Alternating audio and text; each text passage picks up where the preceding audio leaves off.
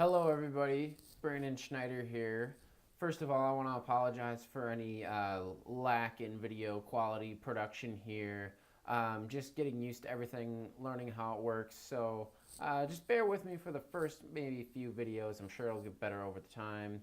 So anyway, I am 22 years old, and like some of you out there, some of you epileptics, neurological misfits, seizure problem childs, I have AVM, which is short for arteriovenous malformation. And for those of you who don't know what that means, we'll get to it in a second and we'll learn more about it as we go on. So, first, before we move on, allow me to just tell you why you should listen to me in the first place. Some of you may be wondering, well, if this guy has, such terrible video production quality, must not, just takes away some kind of credibility. So first of all, let me tell you guys just a little bit about myself, with special regards to my seizure disorder. So I was diagnosed in 2007, and I have been living with it, of course, since birth. However, over the past year and a half now is when things have really been trying. And so in this past year and a half, I've been in seriously troubled waters. And that's everything I'm going to share with you guys going forward. So, as neurologists like to rank the AVM situation for people, it goes on a scale of 1 to 5, 5 being the worst, and somewhere on that spectrum, depending on how severe the malformation is where you lie. And so if it's a 1 or 2, that usually means the malformation can be about the size of a raisin or a penny, meaning it's small enough that it can be surgically removed, radiated, embolized, etc.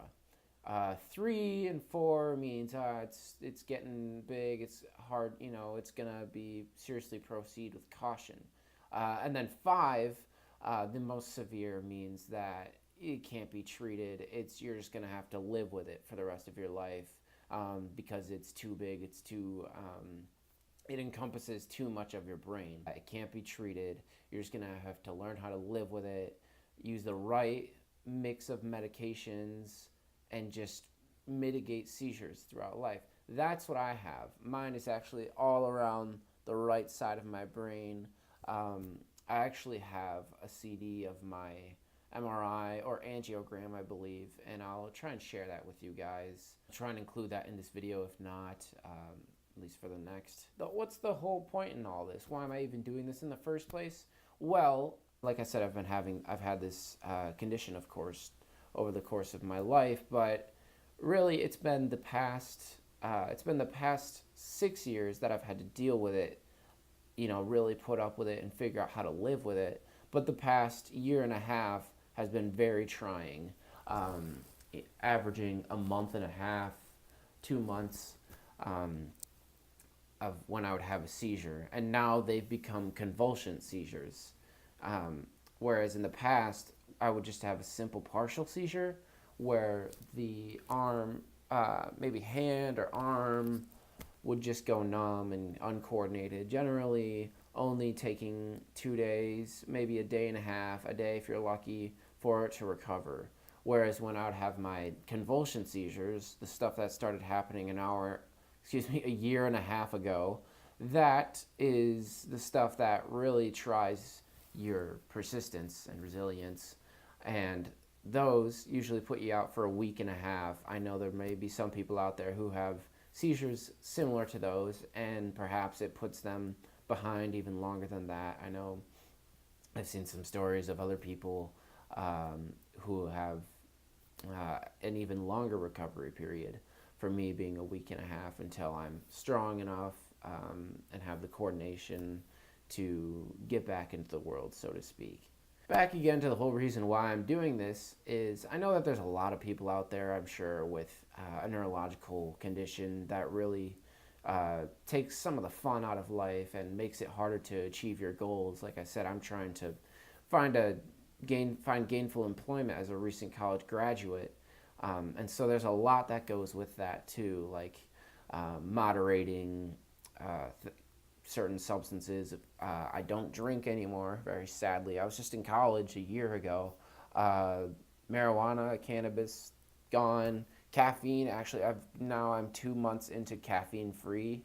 And a lot of that we'll get into more later. I'll share with you the different kinds of seizures I've had, what I think caused them, and how long it took me to recover. I've been keeping a seizure diary, a journal, and everything. So I definitely would love to share that with you guys. I think that a lot of this can be useful.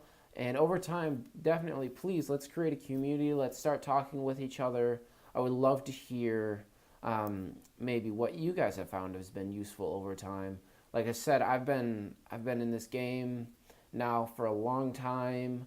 I've visited with my neurologist, my epilepsy specialist, my neurological surgeon, which of course means nothing since I can't have surgery. And in doing this, I've learned a lot. I'm on 3 different medications now, and have played with different doses, increased the dose, tapered off the dose, learned what substances I can take, what I can't, and what lifestyle I'm gonna have to learn how to live. I've obviously learned that if I want to achieve certain career goals, I'm not gonna be able to do what an average 22-year-old can do. Now, I just realized that I told you guys I was gonna share a little bit about what AVM is, arteriovenous malformation. Apologize, I can be a little scatterbrained. There's kind of a lot to remember here in my little introduction. So AVM, that's when the veins and arteries don't line up properly according to size. Because the way it works during fetal development, the way brains are supposed to work, is say a vein is a quarter inch in diameter, and that's supposed to line up with another artery that is a quarter inch in diameter, so that the blood, the proper amount of blood, along with oxygen, is flowing to and from your brain, and so then it all lines up like that. It's supposed to look nice and neat, of course. But with people with AVM, with what I have, that doesn't happen during fetal development. A large vein, I'm not doing a very good job here with my hands. You'll see it in my brain scan. What happens is a large vein connects with a small artery, and so then blood is lost, oxygen is lost. Then, as a result of that, that can cause seizures, resulting from multiple things, and just that depends on your brain. All bodies are different. All brains are different. So, to sum it all up, the whole point of this thing, create a sense of community so that we all know that we're not alone, unite together, get everybody together who has something similar to this, or even people who don't, people who are familiar with others who do. This is all just, I'm just hoping that in doing this, everybody can benefit from this. I like to say, I just live to help other people with a scenario kind of like this. I mean, what I say is I've already died 3 times, so my life is for those who I can help. 3 separate times throughout my having my diagnosis and having seizures at random times, which I'll explain later. I've 3 separate times I thought I was gonna die, so I'm ready to go. As crazy as that may sound, so I'm just here to regurgitate everything I've learned and journaled and just share it with you guys, hoping that hopefully we can reach more people and make the world a better place, I guess, as cheesy as that sounds. Additionally, I'm a yoga instructor. I've kind of become a health nut over time, so I have other social media accounts where I talk about a lot of things that are not seizure related, but of course really tie into the whole health aspect, because it's all connected. So as a yoga instructor, I share lots of things, both just mentally, inspirationally, and also physically, of course, with the practice of yoga. So I hope that you guys can get a taste of that as well. So moving forward, I would love it if you guys could share, hopefully subscribe, share it with some people that you think could benefit from what I'm telling you here and plan to tell you in the future. To start off, tell me your diagnosis and what medication you're on. Me, like I said, AVM, arteriovenous malformation. I am currently taking 100 milligrams of trileptal, otherwise known as oxcarbazepine, in the morning, along with 750, 1,125 milligrams of Keppra. That's one of the MVPs. I'm sure everybody's familiar with that one. In the morning, and 300 milligrams, 100 milligrams of Vimpat at night. And that's the new one that I've been taking. It's pricey, which I'll get into more later about how there's scholarship opportunities. Actually, you know what? I'll just include that in the description of the video. Vimpat's been good. That's been helping me lately. Certainly excited to see where that goes in the next few months. So there, thanks for putting up with all of that. Like I said, is kind of a newer venture of mine, doing this filming and YouTube stuff. So I hope that it was valuable. Stay healthy, and we'll see you later.